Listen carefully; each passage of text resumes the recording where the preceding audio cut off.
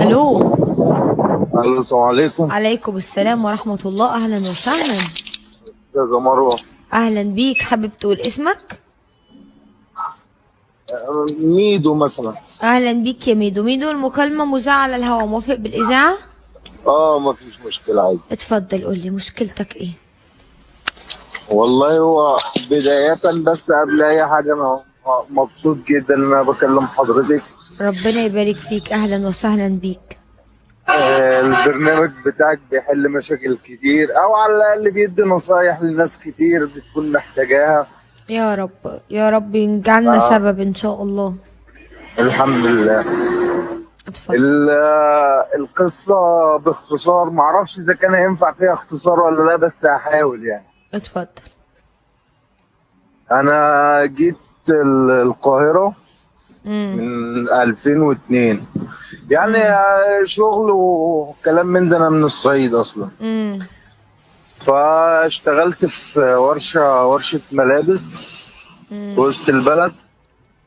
امم. فكنا مع مجموعة أصدقاء مع بعضنا، زمايل مع بعضنا، بس الأمر تطور لصداقة وأخوة وحب نضيف يعني. ده انت واحدة إن- زميلتك؟ لا، أنا وأربعة زمايلي. تمام. هي واحدة منهم. تمام، كنتوا هي اللي كلكوا أنا زي بتكلم عليها الاخوات؟ بالظبط كده. امم. وحاجة نظيفة وحاجة كده من القلب يعني. جميل. المهم، يعني كان باين عليا قوي، يعني ميلي لواحدة فيهم. كل امم. الناس بتقول الكلام ده إلا أنا، يعني كل الناس شايفة الكلام ده إلا أنا. انت آه بتنكره؟ كل أنا بنكره ومش متخيله. فعلا كنت بقول إن لا، مفيش، إن أنا فعلا أنا بقول كده. امم. يعني هو مفيش حاجة يعني. ما حاولتش فالمهم، تعترف لها ولا تقول لها حاجة؟ لا، انا مفيش حاجه، انا امم. مفيش حاجه. انا مش في دماغي اي حاجه، بس انا من خوفي عليها وعلى الاتنين التانيين. لان احنا كنا خمسه، هم اربعه وانا الخامس. معانا واحد شاب وثلاث بنات. امم. كنا بنخاف عليهم جدا زي اخواتنا واهلهم عارفيننا، ودخلنا بيوت بعضينا، ويعني في ثقه. تمام. فالمهم، كان كل ما حد يجي يتكلم معايا ويقول لي يا ابني، انت باين عليك البنت دي، وباين عليك ان انت بتحبها ومايل لها، اقول لا. ولما بقول لا فعلا والله بامانه، امم. انا بقول لا لان فعلا انا، لا، دي اختي. تمام. اللي اكتر من كده، ان كان في واحد زميلي كان بيحبها، من وكنت انا اللي هو كاتم. التاني اللي معاك، زميلك التاني؟ بالظبط كده. امم. امم. وكنت انا يعني يعتبر انا كاتم الاسرار بتاع المجموعه دي. يعني الاربع افراد دول بيجوا يحكوا لك؟ سرهم كلهم معايا انا. كل مشاكلهم معايا انا، كل حاجاتهم معايا. المهم يعني مش عايز اطول على حضرتك. فانا عارف القصه دي، وعارف ان هو بيحبها، وفعلا كان بيحبها، بس مش هيتجوزها. يعني هو بحبها. امم. انا راجل فلاح مش هيتجوزها صعيدي. ليه؟ ظروفه ما تسمحش؟ ظروفه ما تسمحش في الوقت ده، وحتى لو سمحت هو كان خاطب واحدة، كان مغصوب عليه ان هو يخطب وكده، كانت يعني قصة كده اهله يعني. اهله جايبين له عروسه؟ بالظبط كده، وقصة كده يعني، قصة فاشلة يعني. ماشي. المهم، انا عارف ومتأكد مليون في المية ان هو عمره ما هيتجوزها. بس ما حاولتش ان انا اتكلم في الموضوع ده خالص، لان ده صاحبي وهي صاحبتي، فمش هينفع ان انا اتدخل طب في لما الموضوع ده جه خالص. حكالك حسيت بغيره؟ حسيت انك غيران عليها؟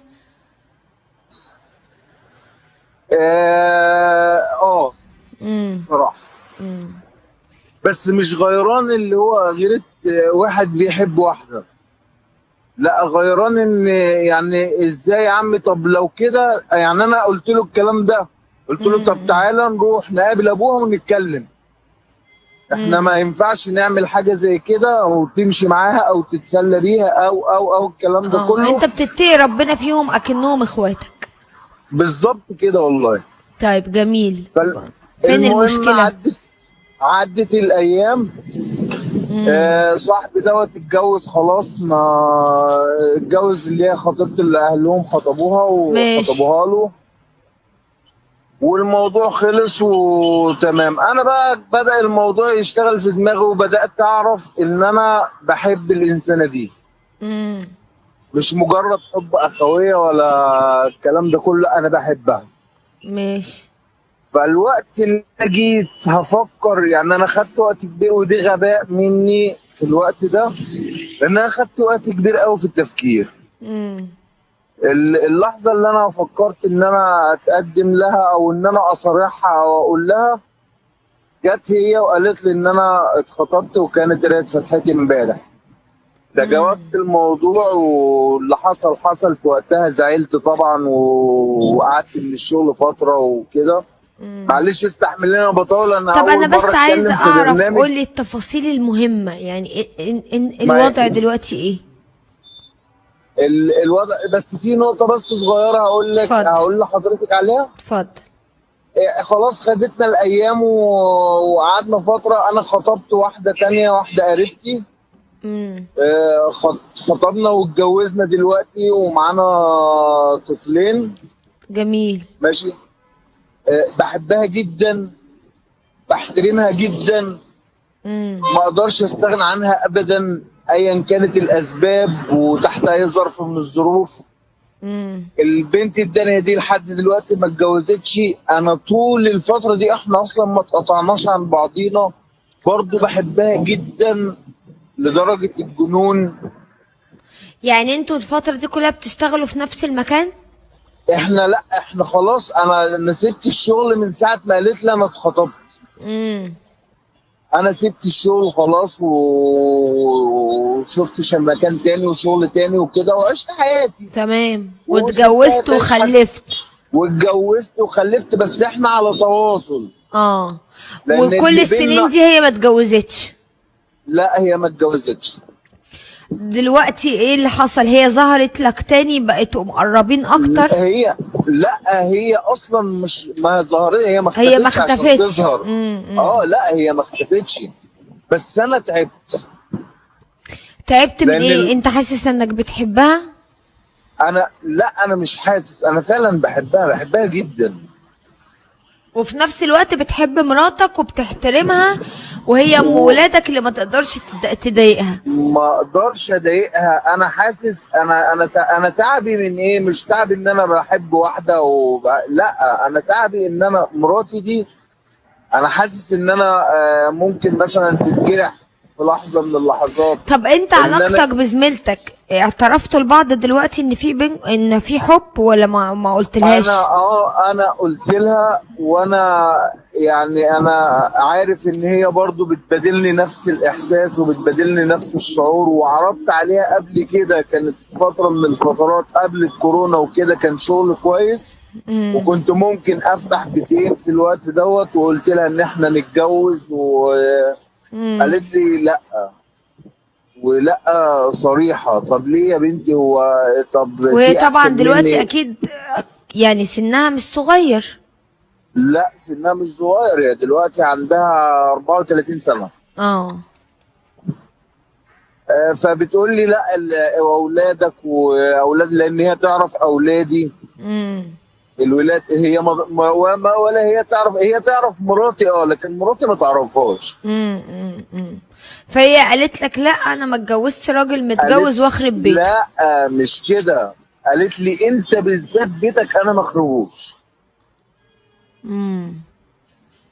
قالت لي انا ما اخربش. انا ما يبقاش سعادتي انا في خراب بيت ام ولادك اللي هم انا بحبهم، لان هي بتحب ولادي جدا. طب حلو، ربنا يبارك لها.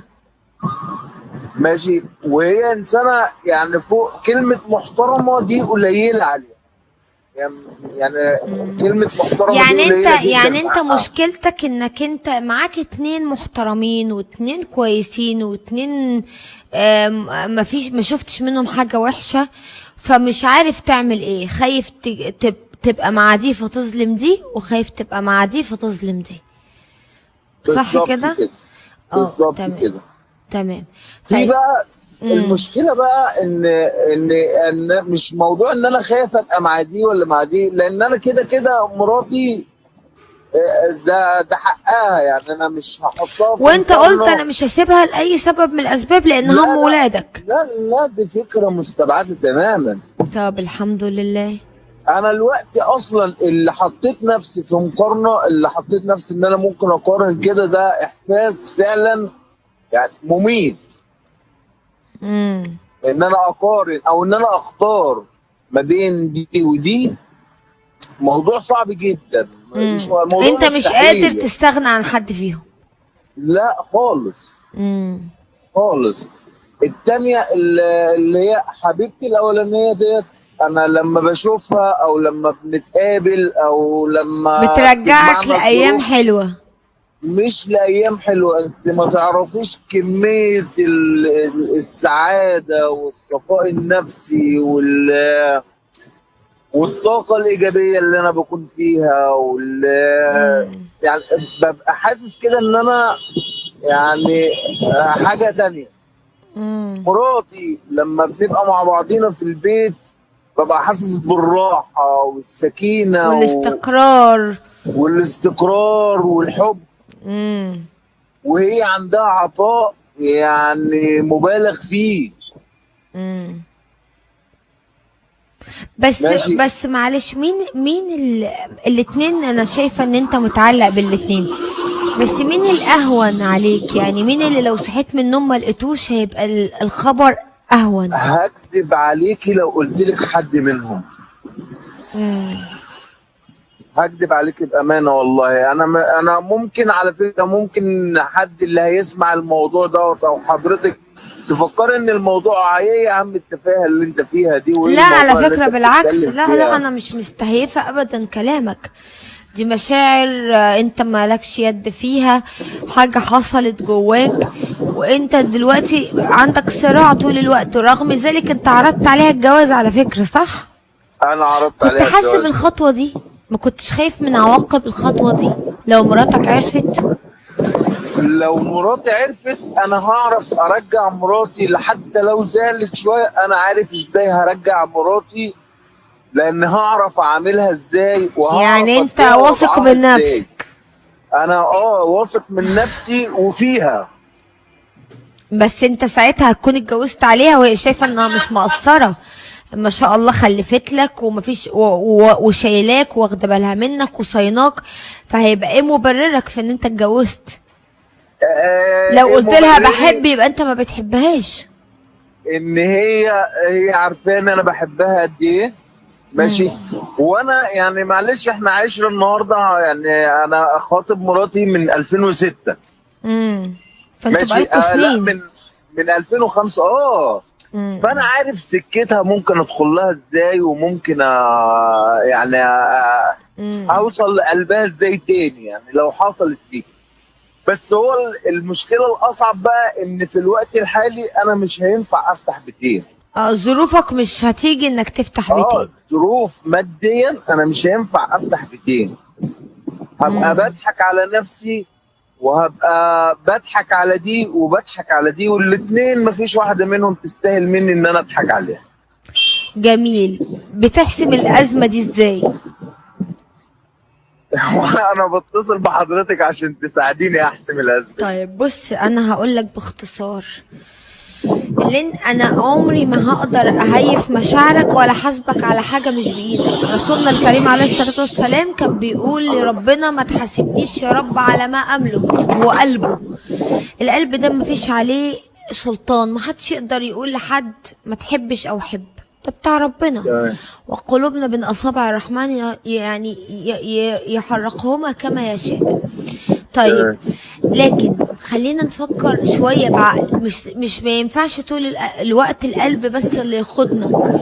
يا ترى لو القلب ده قادني وهو اللي ممشيني، مين اللي هيخسر معايا؟ انت دلوقتي مش في المركب لوحدك، انت عندك زوجه وعندك ولاد. في حالتك انت بتقولي ام ولادي زي الفل ومفيش فيها غلطة ومخلف منها وست فاضلة وانت بتحبها. طيب انت في بني ادمة تانية في حياتك انت حاسس احاسيس حلوة من ناحيتها، ولكن يا ترى الخسارة فين؟ الخسارة الاقرب فين؟ انك تفقد دي ولا تفقد حياتك؟ ويا ترى لو انت مشيت ورا قلبك واتجوزت فلانة، طب عيالك التانيين مش هيتأثروا؟ ما الموضوع هنا ما بقاش قرارك لوحدك، مش قرار انت بتاخده، دي فاتورة غيرك هيحاسب عليها. فيا ترى انت حمل ان ولادك يحاسبوا على الفاتورة دي، حتى بانهيار البيت وعدم استقراره، حتى لو لفترة بسيطة لحد ما ترجع مراتك تاني. ومفيش ست بتيجي كده تسمع ان جوزها اتجوز عليها والموضوع بيمر مرور الكرام، لا دي بتبقى بالنسبة لها نار، حتى لو ده شرع الله. احنا الستات كلنا عارفين انه شرع الله، بس مش قادرين نقبله، مش قادرين نهضمه. احنا قابلينه عشان ده كلام ربنا، لكن مش قادرين نهضمه. وانت صريح مع نفسك وقلت انا كمان ما عنديش القدرة المادية. يبقى يا ابني الناس لازم تبقى زي المثل الشهير، جزرة وقطامها جحش. خلاص موضوع وانتهى، لازم تنهي قصة واحدة فيهم، وطبعا الأولى اللي تنهيها اللي مفيش بينك وبينها ولا ميثاق غليظ ولا أطفال. فلو سمحت، هي العلاقة ما بقتش تنفع صداقة. زمان كنت ممكن أقولك تحت مسمى الصداقة، لكن الصداقة اللي بتتحول لحب ما ينفعش تاني ترجع صداقة. خلاص الحب ما ينفعش يرجع لصداقة، الصداقة ممكن تتحول حب، لكن العكس مش صحيح. فخليك واضح زي ما انت واضح، واقطم القصة دي وانهيها تماما تماما، وابتدي ابعد انت، خاصة انها قالت لك انا لو هخرب اي بيت مش هخرب بيتك انت، عشان بحب مراتك وبحب عيالك.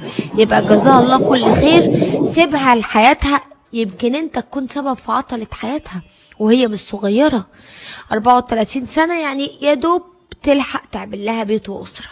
ممكن يكون وجودك برضو مخليها متعلقة بيك فمش قادرة تقرر، فيبقاش في أي وصال. ما تفتحش باب للشيطان، الشيطان بيزين لك حاجة مش بتاعتك ومش ملكك، والشيطان بيزين لك حاجة ومخلي مشاعرك تروح ورا حاجة يوم ما هتكون معاك هتتعبك وهترهقك وهتبهدل ناس تانية ملهمش ذنب، اللي هم مراتك وعيالك. فلو سمحت الباب اللي يجيلك منه الريح سد واستريح، ابعد عن الشخصية دي مع احترامي ليها، وربنا يرزقها بابن حلال صالح يعوضها عن كل السنين اللي فاتت، وركز مع مراتك وحب مراتك، وربنا يسخر قلبك ليها وتشوفها زي ما انت شايفها واحسن كمان، وتخلي بالك من عيالك لان دول المكسب الحقيقي.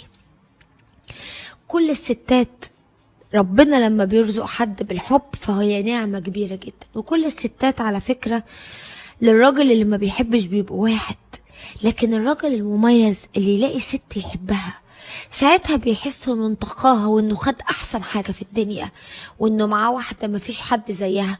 ممكن غيره يكون شايفها ايه يعني بتحبها على ايه، لكن هو بيبقى شايف فيها حاجة ممكن الناس ما تشوفهاش، وانت ربنا من عليك بالنعمة دي، من عليك بزوجة صالحة بتتقي ربنا فيك، بتحبك، صيناك، واخدة بالها من ولادك. النعمة دي مش كتير ربنا رزقه بيها، ده رزق كبير قوي، احمد ربنا عليه، واوعى الرزق ونعمة ربنا عليك تقلب لطمع وجحود وتبتدي تقول وايه يعني ما انا بحب، لان ساعتها هتخسر كل حاجة. مش بعيد تخسر حبيبتك وكمان تخسر مراتك، واوعى تفتكر انك ضامن مراتك 100%، مفيش شخص مضمون. هي كمان لو اتكلمت عنك ممكن تقول انا ضامناه 100% انه ما يتجوزش عليا.